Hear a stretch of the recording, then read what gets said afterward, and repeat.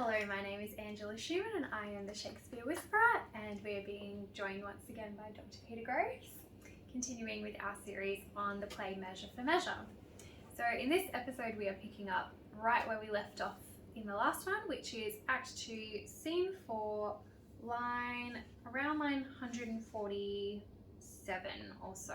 The end is nigh. Yeah, we're nearly at the end of this scene. But it's been a particularly dense scene. These two scenes, Act 2, Scene 2 and Act 2, Scene 4, are some of the densest scenes in Shakespeare, I think. And it's just two actors. I don't think we've even got the provost. Well, we haven't got the provost here now, of course, because there's no way Angelo could no be quite so frank with the yeah, provost. it's just the two of them.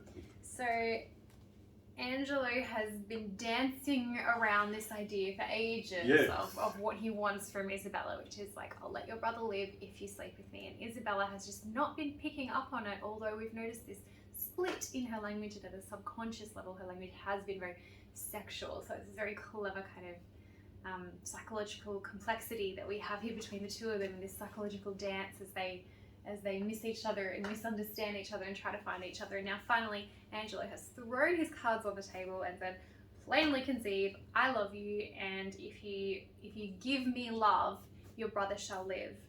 And Isabella is shocked and she responds with this kind of final desperate denial or explanation saying, well, surely are you just pretending to say this in order to catch me out? Like you're a figure of the law, or is this entrapment?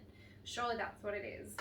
And then Angelo destroys this hope by saying, believe me on mine honour, which is a lovely ironic. Yeah. Believe me on mine honour, my words express my purpose. Oh, it's so dark. Yes, exactly. Incidentally, plainly conceive I love you. It's interesting, isn't it? In a Shakespearean comedy, a technical Shakespearean comedy, that would be followed by a proposal of marriage. He's unmarried, she's unmarried, but they know they're talking in code because marriage never even raises its head, does it? Yeah, why does it, if he loves her as he thinks he does, of course I forgot that like marriage is a thing too. Like, why doesn't he just say, marry me and I'll free your brother? Like, Angelo. Yes. Which of course would not be the best recipe for a perfect marriage. No. Under duress like that. No, it wouldn't. But, if he were desperately in love with her, he wouldn't care. He would. Yeah, and it's a much more, I think, palatable plot line or idea for people. Yes, that's right. That's right. Even though it is worse if you really hate the man, I think there's this weird romance around kind of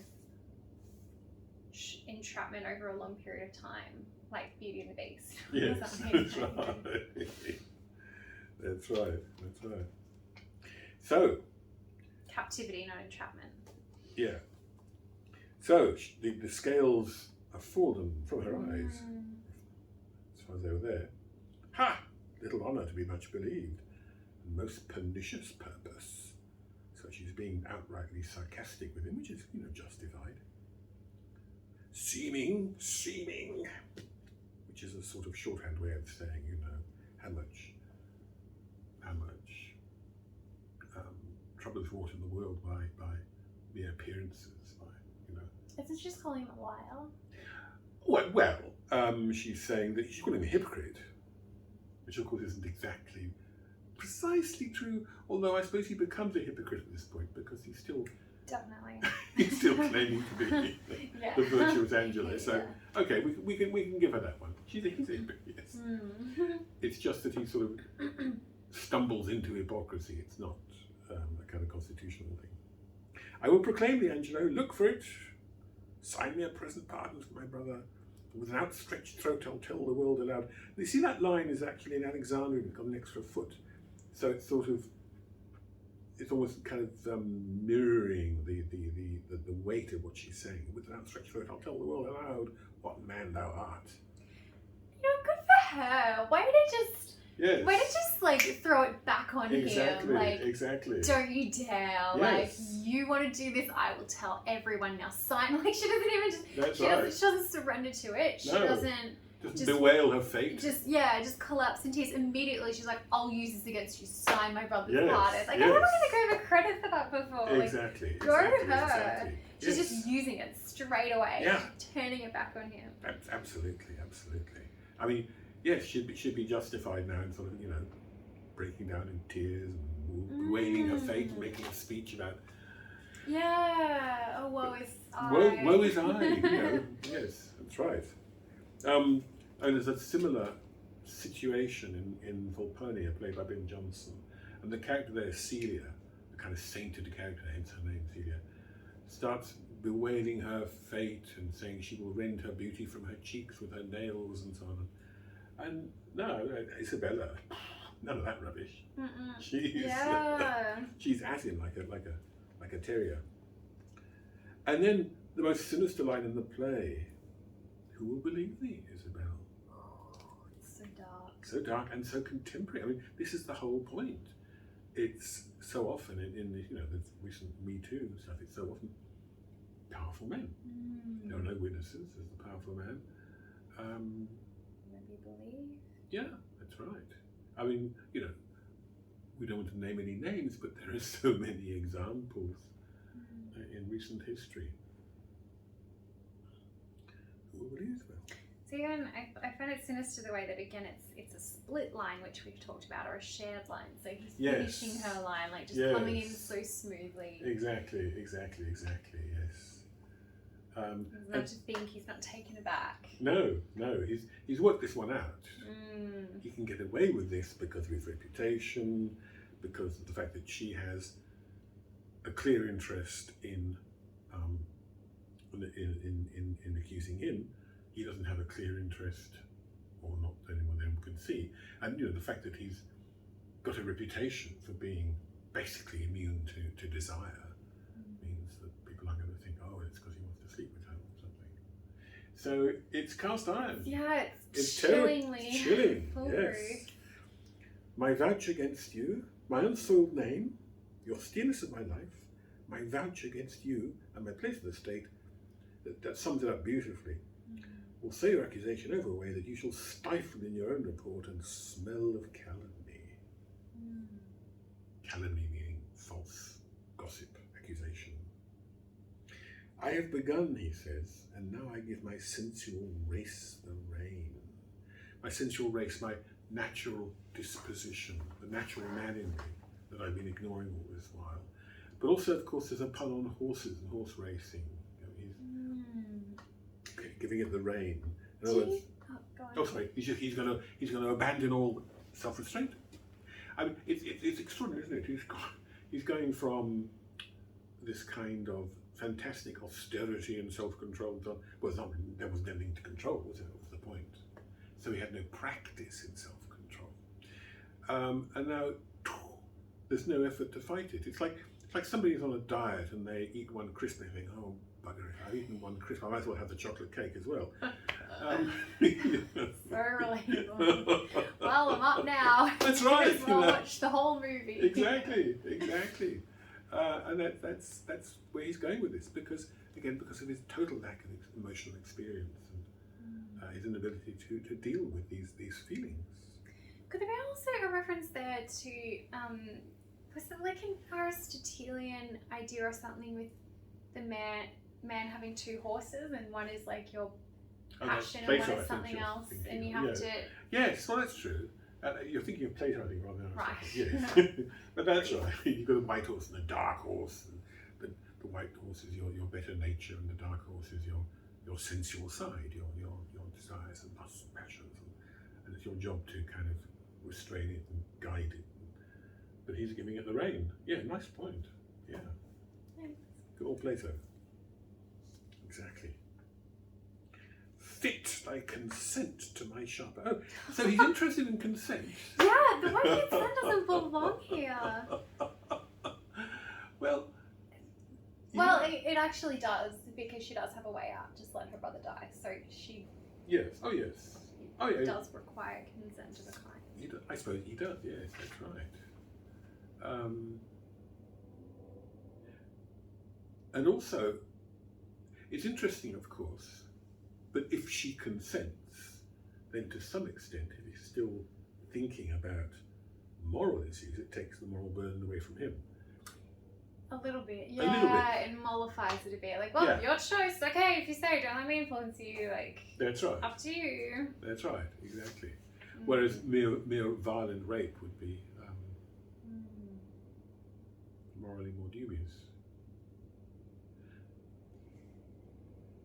I'm wondering where he fits into Dante's hell there, interestingly, because mere rape is violence, which is, if you like, the middle level of hell. But we don't mean mere rape like it's not a big deal. Oh, sorry, like no. Like... I'm sorry. Yes, I mean rape as a forcing of the victim, as opposed to what he's doing, which has been doing all along, which is trying to deceive her, to betray her. And that actually in Dante's Inferno is punished much deeper in the bowels of hell. The three basic levels are incontinence, which is the most forgivable, violence, violence to self, violence to others, violence to God, which is heresy and blasphemy and so on. And then you've got betrayal, and of course Satan at the very bottom of hell. So he's got his moral compass a bit bent, but I suppose that's not really surprising, is it? No, indeed. Lay all nicety and prolixious blushes, all nicety and prolixious blushes that banish what they sue for. Prolixious, interesting. Remember, early on she's described as having a speechless dialect that moves men. Yeah, these blushes, they don't say anything, but they say a lot. They're prolixious, they're prolix. My edition points to that as a really? speechless dialect. Oh. Prolixious. Oh. Clever. Does mine? No, it doesn't. Never mind. That's clearly the better edition. We've established this over many instances. It's good. It's good. It's very It's good. very new too. Yeah. This is the very last of Arden 3. This completes the Arden 3 series, interestingly. I've been calling this the Arden 2 the whole time. Anyway, yes. No, this is Arden 3. Arden 3. Why do they banish what they sue for? Well, because they're suing for his self-restraint, but he's turned on. He's turned on by her blushes, by her... so again, there's a kind of sexual sadism here. Her struggle, it makes it more exciting for him. It's all a bit weird and kinky. Yeah, but then why does he lay them by? I feel like they still make him feel a bit guilty. Well, like too, yeah, because after all, I mean, the whole of his life, his image of himself has been one of virtue. And you can't kind of just chuck that out of the window like a cartoon character in one move. So yes, you're quite right. Yeah, there's that. Yeah. He doesn't quite want to see what he's doing. No, exactly. Let my knife see, not the wound it makes, nor heaven peep through the blanket of the dark. Yeah, exactly so. And even at the very end of the play, when he's discovered, in public, he's shown to have done all these ghastly things. Spoiler alert.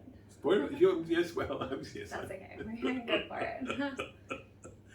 Well, as we've said before, you're going to get most out of all this if you know the play already. And perhaps, if I can recommend, probably the best available. There are versions on the internet, but they're often not very good. They're school production or something. The best production of the Measure for Measure that you can actually get your hands on is the BBC production from the 1980s. It's actually very good. Recommend that. Anyway, yes, exactly. So he's perhaps a little bit ashamed about being turned on by her prolixious blushes. Not that. I mean, the point is, nicety of. She's not actually doing this, though, is she? I mean, this is the response he perhaps expects from her. Oh, sir, how could you be so cruel? But she's not. She's saying, look, Jack, you better sign this disclaimer on your, Yeah, you're right. So it's almost as though he's exposing his kind of fantasy encounter with her, where she's all meek and compliant. And that's anything but. Our Isabella is not meek or compliant. Redeem thy brother, which of course is a very highfalutin way of putting it. Christ is the great redeemer, of course. So her body will be like Christ's body, yielding my body to my will. Yeah. Which is, you know. Which they've referenced before with martyrdom. Yes, that's right, exactly. Will, incidentally, very often had a particularly sexual meaning, sexual desire. So Shakespeare in his sonnets very often puns on the word will because it's his name. It also means sexual desire. When thou hast thy will, thou hast not thy will. Yes, exactly. Or else he must not only die the death, but thy unkindness. Isn't that wonderful? Look what you made me do. Yes, look what you made me do. Exactly. Unkindness. Go on. I was just saying, it's such a wonderful word there, so wonderfully ironic. But of course it means two things. It means unkindness in our modern sense. You're being unkind by withholding your body from me. It's most unfair. But it also means unnaturalness. Kind means nature. Every beast after its own kind. Like mankind, humankind. Yeah, so you're not being womankind. You know, womankind has a destined livery, and you're rejecting that for all this nunnery nonsense. Oh, yeah, it works on two levels, because not only are you rejecting your womanly destiny in having sex, but you're also rejecting life. You're causing a man and a family member, your brother, to be killed. You're causing his death, which is also a kind of unnatural thing to do and denying nature. It's all your fault. Double front. Yeah. Unkindness. And not only are you being unkind to me, you're not thinking you're being unkind to your brother as well. So it kind of works absolutely. In like 4 ways. Unnatural to your brother and unkind to your brother. It's amazing. Yeah, just one word. I tell you what though, how anybody in the theatre is meant to get all this. It's not possible. It's very interesting, actually. This is one argument. It's been made by a Swiss scholar whose name escapes me, Lucas Ern. It didn't escape me. One argument for the idea that, although we often think of Shakespeare as not concerned with publishing his plays, the truth is he had no access. He didn't own his plays. The whole idea of authorial copyright doesn't emerge until the 18th century. But to suggest that he wasn't interested in people reading his plays and, you know, spending some time getting all the juice out of them, as we're doing now. Well, not all the juice, I won't claim that, but a fair bit of juiciness. Yes. Doesn't really make sense when you think of what he wrote in the sonnets, presumably in propria persona, in his own voice. Not marble, not a gilded monuments of princes shall outlive this powerful rhyme, but you shall shine more bright in these contents than unswept stone besmeared by sluggish time. So he's got tickets on himself, and rightly too, you know. I wouldn't fault him for that. So he's writing as much for a reader as he is for the audience who just has a limited amount of time and brain power to process what's going past their ears, if you like. Absolutely. Yeah, absolutely is. I remember you saying once that like Shakespeare would have been a novelist if the novel existed in that time period. Yes, that's right.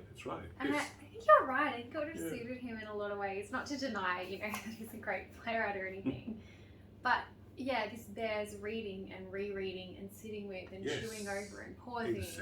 Exactly. Which you can't do in a play. In the theatre, no, exactly right. I mean, Hamlet is unplayably long and is always performed cut, except in the one case of the Brenner Hamlet from now 25 years ago. I can't believe it's so long. Yeah. You would have been barely alive. Indeed.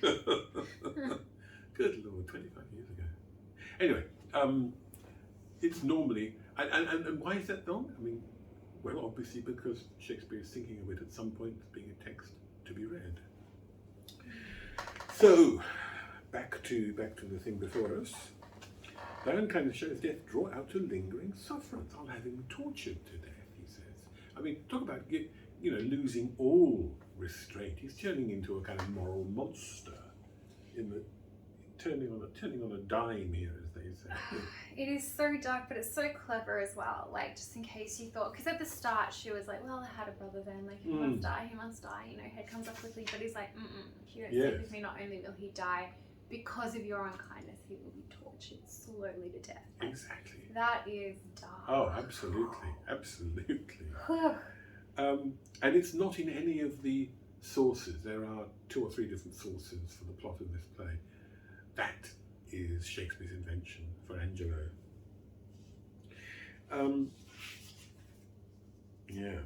Dark indeed. Answer me tomorrow, or by the affection that now guides me most. The affection. Surely that can't mean like. Well, it means liking.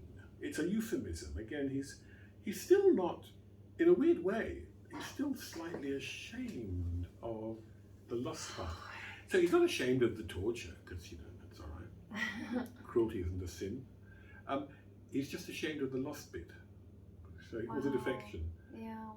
And affection could have our meaning, but also it which means, fits in with some of his previous language. I only can see if I love you, and all that stuff. Exactly. I want to feast upon her eyes. Exactly. It's weird, like. Well, it is. You need to have it in there. It is through weird. It is weird. It is weird. I'll prove a tyrant to him. As for you, say what you can. My false obeys your true. Then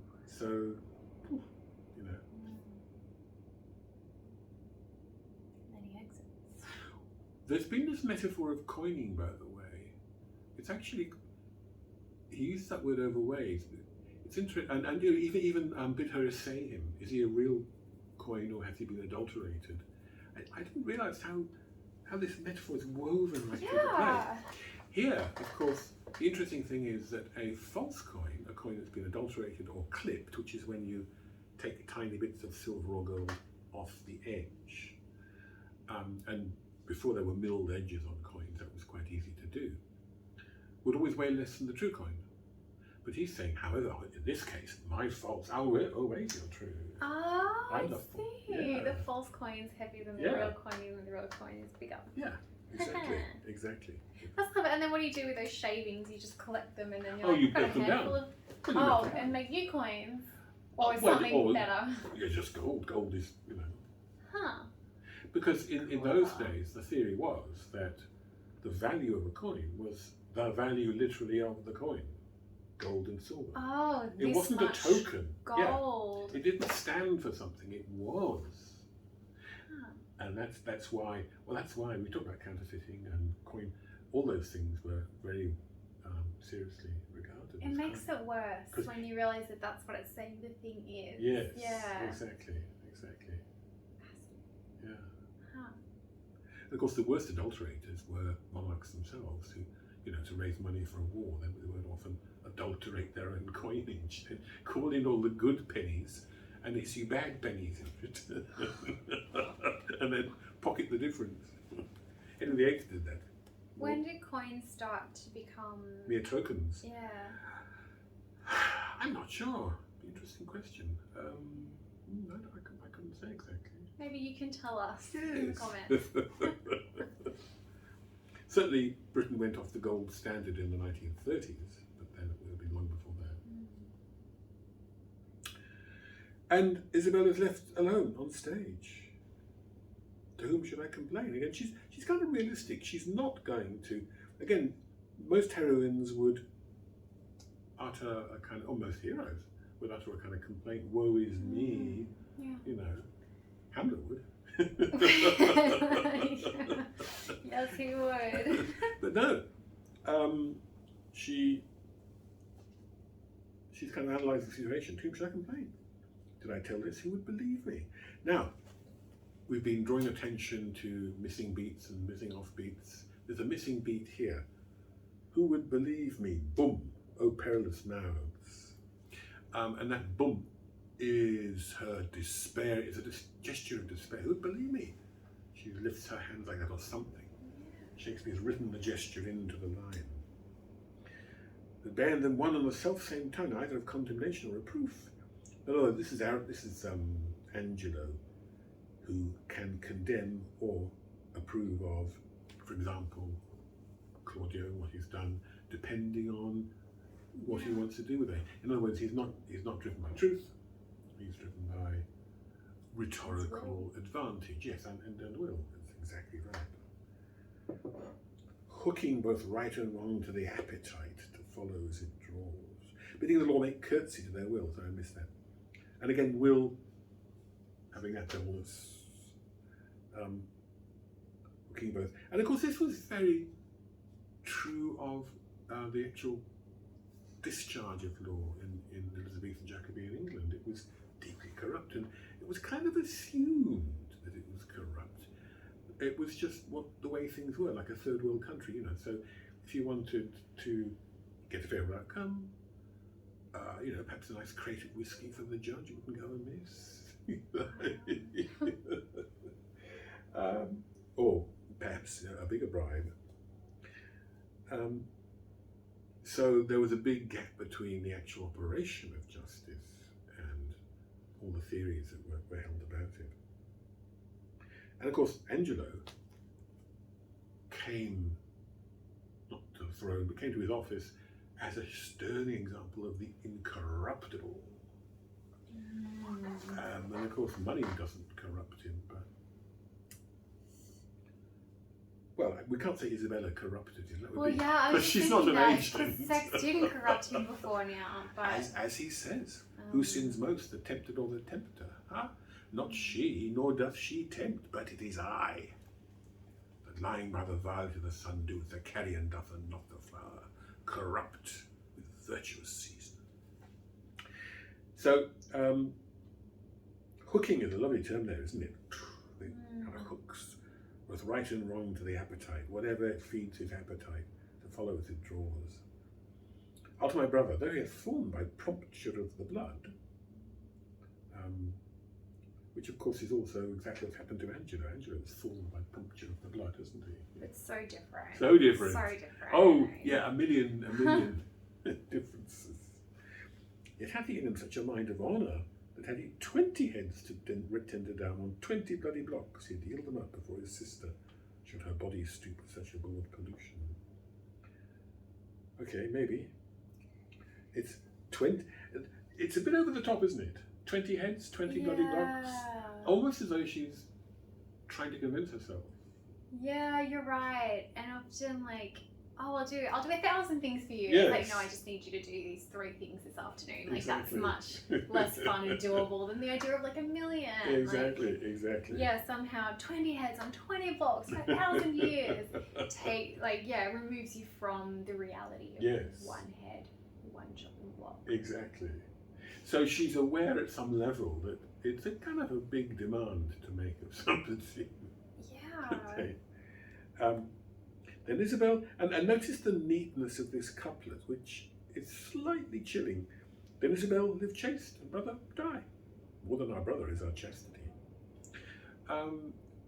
It's the neatness and the rhyme and the glibness of it which make it slightly kind of problematic, I think, in a way. Remember, nobody, as Henry James said, and I think I quoted this at the beginning, nobody in a civilized fiction, or rather everybody in a civilized fiction, is on trial. Shakespeare doesn't have heroes and heroines. I'll tell him yet of Angelo's request, the fit is mine to death, for his soul rest. I might just, one last point, just occurs to me, having just said that.